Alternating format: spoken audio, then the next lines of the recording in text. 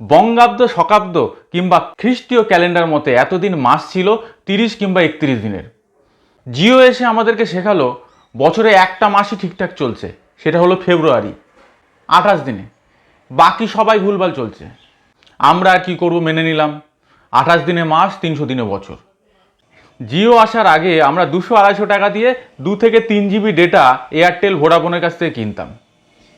তবে সেই সময় কিন্তু নিজেদেরকে বেশ ডিটেকটিভ মনে হতো। দিনের শেষে অন্তত একবার আমরা কোম্পানিকে ফোন করে ওদের চুরি ধরিয়ে দিতাম। মন দিয়ে শুনতাম, ফর ইংলিশ ডায়াল 1, বাংলার জন্য 2 টিপুন, আমাদের গ্রাহক সেবা প্রতিনিধির সঙ্গে কথা বলবার জন্য 9 টিপুন। আমরা টিপতাম 9।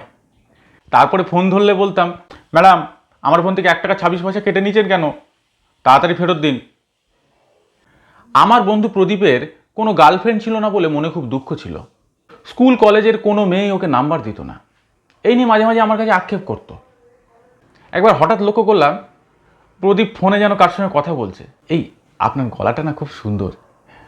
জিজ্ঞেস করলাম, কে রে? বললো, নীলিমা। পরের দিনও ফোনে সেই মেয়েকে বলছে, আপনার গলাটা না খুব সুন্দর।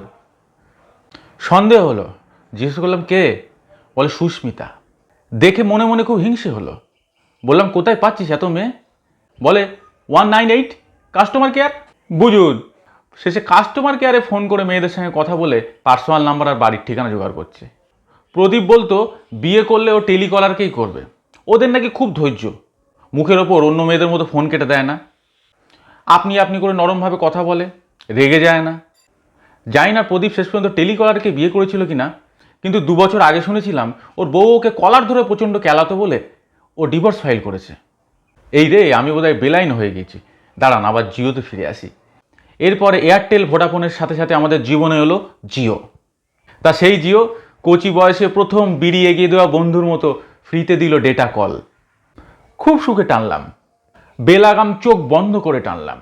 কোনো খরচা নেই, বাচ্চা থেকে বুড়ো চোখ সারাদিন মোবাইল স্ক্রিনে, YouTube, Facebook, Instagram, Twitter, live ছাড়খার। তারপর সেই বন্ধু একদিন বলল, নে টাকা ছাড়, অনেক ফ্রিতে খেয়েছিস, এবার কিনে খাওয়া। এভাবে হঠাৎ টাকা চাওয়ায় আকাশ থেকে পড়লাম, যেন সারা জীবন ফ্রিতেই ডেটা কল দেওয়ার কথা ছিল। ভীষণ খারাপ লাগলো, রেগে গেলাম, মাথা গরম হয়ে গেল। কিন্তু বিড়ি খাওয়া ছাড়তে পারলাম না, জিও ছাড়তে পারলাম না। জিও আমাদেরকে বিজনেস শেখালো। 25% টুথপেস্ট ফ্রি দিলে কাস্টমার ভেবে দেখে, 50% ফ্রি দেখলে কাস্টমার কেনে।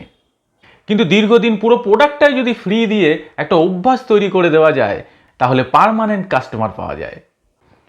তা জিওর সেই ব্যবসায়িক বুদ্ধি থেকে শিখে আমিও আমার বাপের দেওয়া মুদিখানার ব্যবসাটাকে আরেকটু আগিয়ে নিয়ে যেতে চাইলাম।